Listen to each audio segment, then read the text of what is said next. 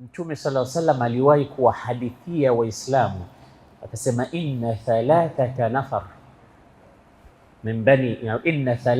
min bani Israil, walikuwepo watu watatu katika wana wa Israeli, abras, aqra wa a'ma. Mmoja alikuwa ana maradhi ya mbalanga, maradhi yale ya ngozi, ukoma. Mwingine alikuwa ana matatizo, maradhi ya kichwa mpaka nywele zote zimepukutika. Mwingine alikuwa ni mlemavu wa macho. Mtume kahadithia hawa watu wamezikosa neema miongoni mwa neema ambazo sisi tunaenjoy.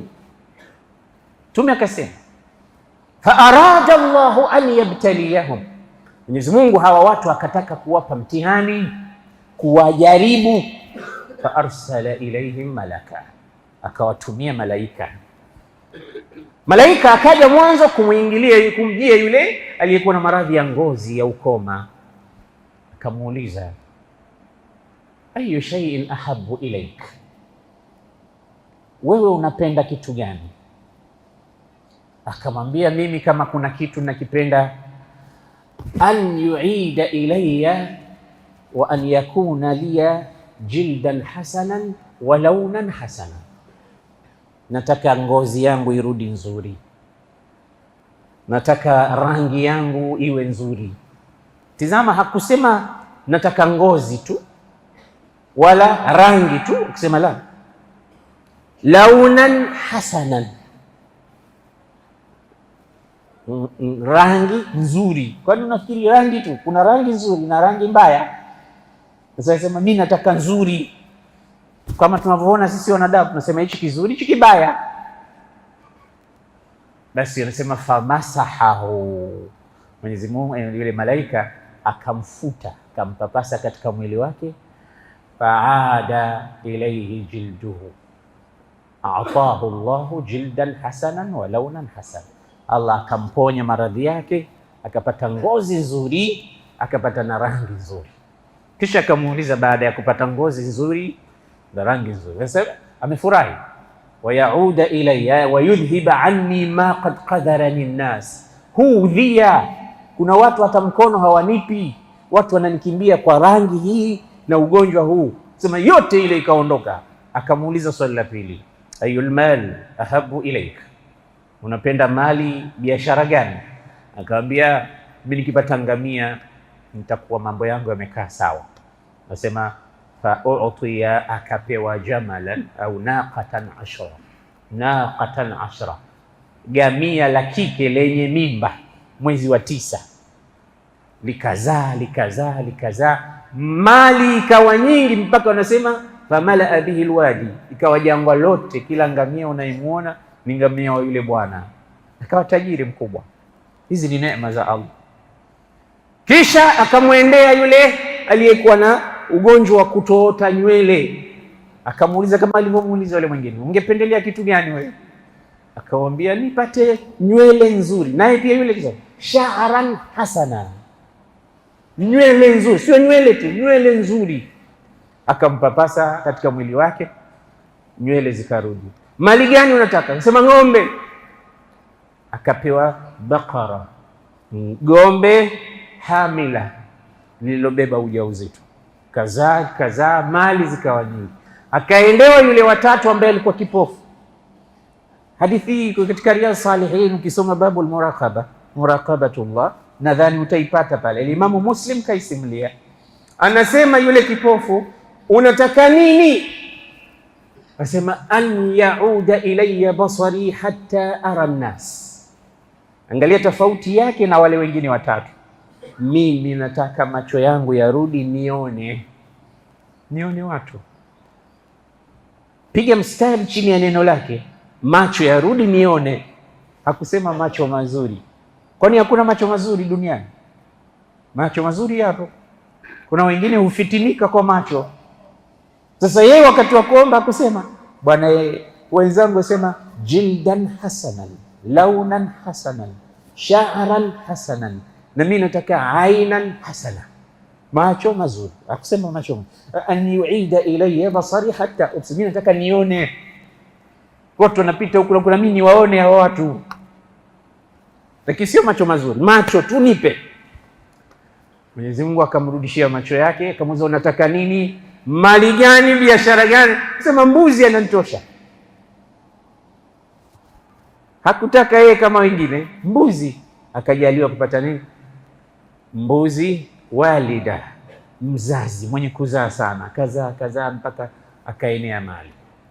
Kikapita kijimda, yule malaika akaja tena kwa sura nyingine. Sasa yule akaja kwa umbo la mtu maskini aliyekatikiwa, mwenye shida na dhiki. Akaenda kwa mmoja baada ya mmoja, akaenda kwa yule wa mwanzo aliyekuwa na maradhi ya ukoma, akamwambia ana miskini, mimi ni maskini, inqata'at alhiban, safari yangu imeharibika, mambo yangu yameharibika, la balagha li illa billahi thumma bik, mimi siwezi kufanikiwa mpaka Allah nifanikishe, alafu na wewe, kwa sababu riziki za Allah zipo mikononi mwa waja wake na waja wake ndo nyinyi. Kwa hiyo nisaidie wewe kwa uwezo wa Allah nifike katika safari yangu. Hala ataitani ba'iran wahidan atabalaghu bihi fi safari, nipe tu ngamia mmoja tu nifike ninakokwenda.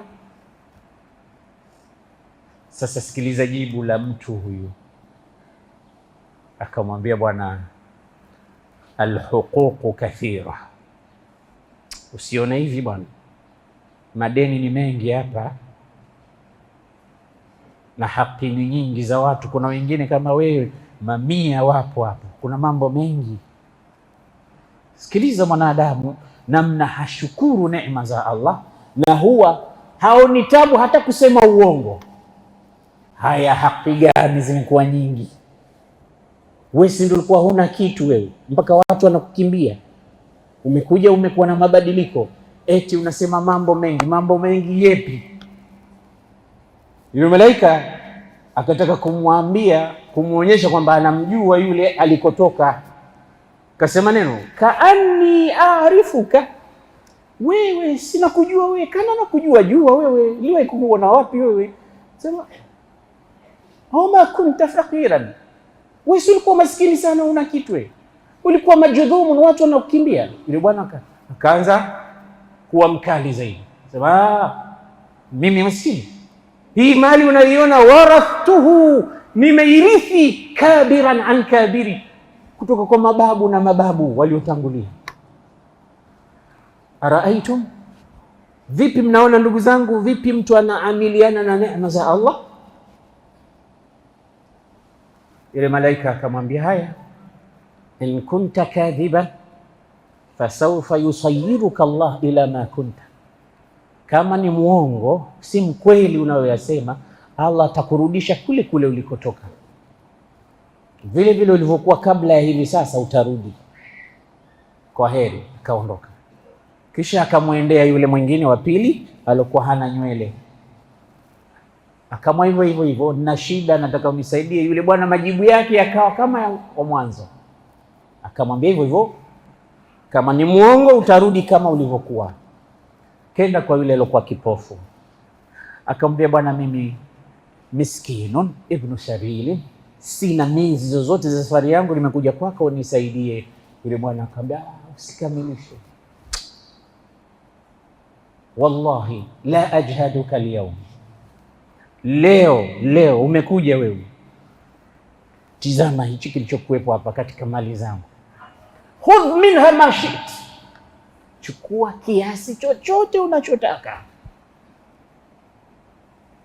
uende na safari yako. Ukiona kwamba ni mbuzi 10 wanakutosha, chukua, yani kiasi chochote unachotaka. La ajhaduka fima akhadta fi sabilillahi al-yawm, utakachokichukua chochote leo hapa kwa ajili ya Allah sikuzuii. Kisha akamwambia, laqad kuntu faqiran fa aghnani Allah, mimi usinione hivi, mimi nilikuwa maskini sana, Mungu akanipa. Anajikumbuka alikotoka, akwambia nimerithi kutoka kwa mababu zangu. Sema nilikuwa maskini sana, Mungu akanipa. Nilikuwa sina macho, faraddallahu ilayya basari, Mungu akanirudishia macho yangu. Tena mimi ni wakataze nini waja wa Mungu? Chukua unachotaka bwana, chukua chochote. Yaani ni sawasawa na mtu mwambie, ingiza mkono mfukoni, chochote utakachopata chukua unachotaka. Mtu aina hiyo huwezi kumpata katika ulimwengu wetu wa leo.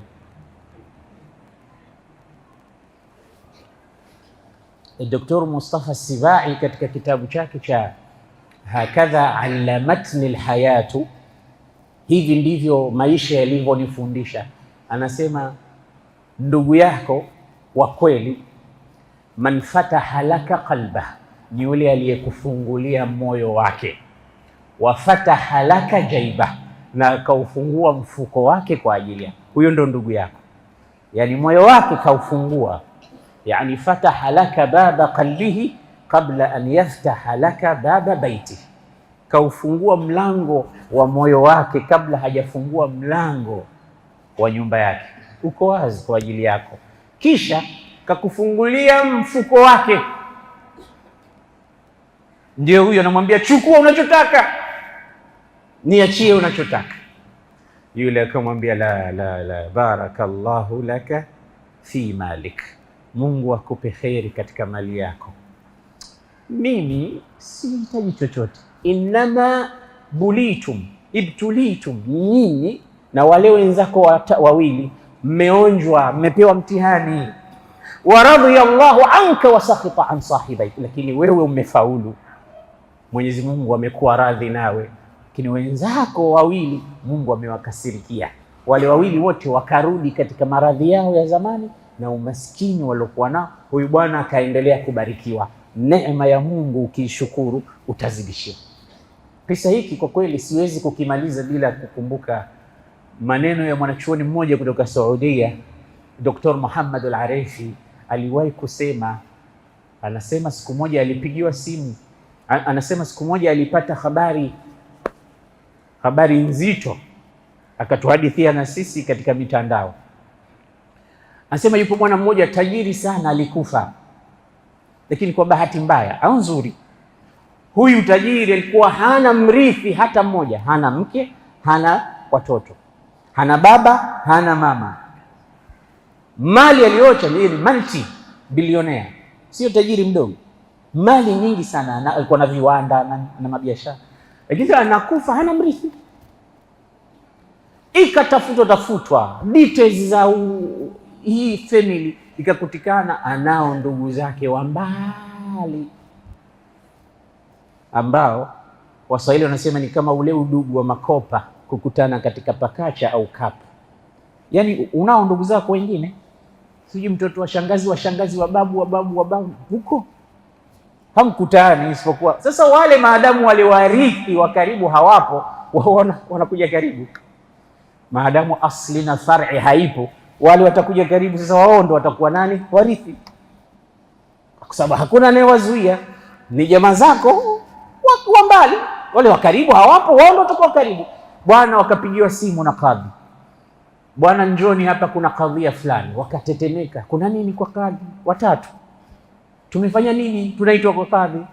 Surprise iliyowakuta, kadhi anamwambia bwana, mnamjua mtu fulani? Ndiyo tunamjua. Ni nani kwenu? Ni ndugu yetu, lakini yeye alikuwa na 50 zake na sisi tuna mambo yetu. Yeye kwa jitajiri moja, lakini halifanyi kabisa wajibu wake kwa watu wote, ana mambo yake. Hata tukimwalika haji kwenye harusi zetu, hata sisi akitualika hatuendi. Yani alikuwa hatuhusiani ndewe wala sikio katika mambo ya social. Asema bwana, huyu mtu kafa.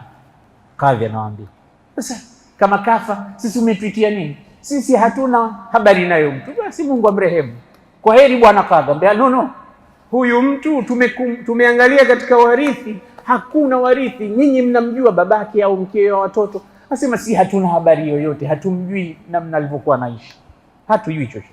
Sasa tumefanya uchunguzi kwamba warithi wake itakuwa nyinyi watatu. Basi mnasemaje? Nyinyi ndio warithi wake, sababu sasa hakuna mwingine isipokuwa nyinyi. Na hapa kuna cheki ya kila mmoja katika watu watatu.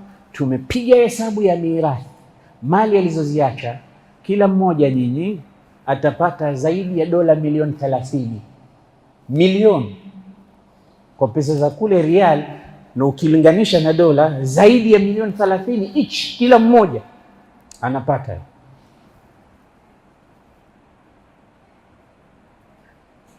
Wale Kila mmoja akavuta cheki yake akatia mfukoni. Kadhi akamwambia, kabla mjaondoka na kuombeni kitu kimoja. Kitu gani? Huyu bwana hakuna wasia aliyoacha, hakuhusia kwamba mali yangu thuluthi yake ifanywe 1, 2, 3. Sasa maadamu nyinyi ndio mmekuwa warithi wake, na kuombeni mimi kama kadhi, kila mmoja atoe riali 1,000,000 za Saudia, 1 million rial kila mmoja katika nyinyi atoe, ili tumjengee huyu marehemu msikiti, iwe ni sadaqatun jaria yake huko anakokwenda kwa Mola wake, huko akapate thawabu zake.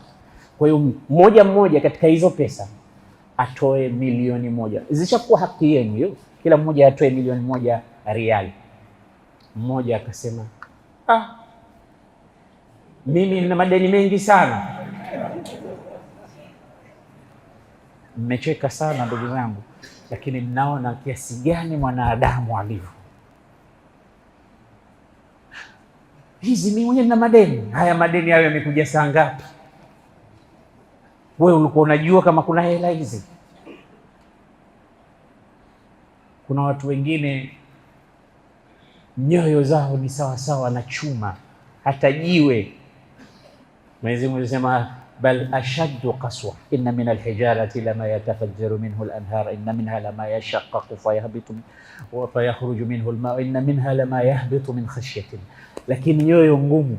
Mwingine anasema akalia sana, hakutoa hata jibu, yeye analia tu. Mwingine akatoa jibu la kuumiza zaidi kuliko yote, anasema huyu bwana kama hakujifanyia yeye mwenyewe kujijengea msikiti alipokuwa hai, mimi sina haja ya kumfanyia baada ya kifo chake. Kitu manake mali yake haikumfaa yeye mwenyewe, sasa ishakuja kwangu mimi nimfanyie nini? Shauri yake huko na Mungu wake. Amwaluna lidhawil mirathi najma'uha wa duruna li kharabi ad-dahri nabniha. Mshairi mmoja aliwahi kusema, mali zetu tunazikusanya tu, watu wengine wajiwarithi. Inawezekana unajenga nyumba wala hutolala, atakuja kuilalia mtu mwingine miaka 50 analalia yeye, utafikiri kaijenga yeye. Chako ni kile ulichompelekea Allah subhanahu wa ta'ala. Ndio Mtume katika hadithi nyingine akasema, yaqulu mali. Mwanadamu anasema mali zangu. Mtume anamuuliza, hal laka min malika illa ma akalta fa afnaita? Mali yako ni ipi wewe? Mali yako ni ile uliokula ukamaliza ukenda haja, au labista fa ablaita, au ile ulovaa ikamalizika, au a'taita faqtanaita, au ukaitoa kwa Allah ukaifuga huko mbele ya safari. Hiyo ndo yako. Kile kilichokuwa bado kipo benki, kipo, usiseme ni chako. Angalia huyu bwana, mali yote imeenda kwa hawa watu, kwa wakati walikuwa hawahusiani chochote, ni ule udamu tu. Ndugu zangu, tumshukuru Mwenyezi Mungu kwa neema anazotupa ili atuzidishie. Aqulu qawli hadha astaghfirullah li wa lakum fastaghfiruhu yaghfir lakum.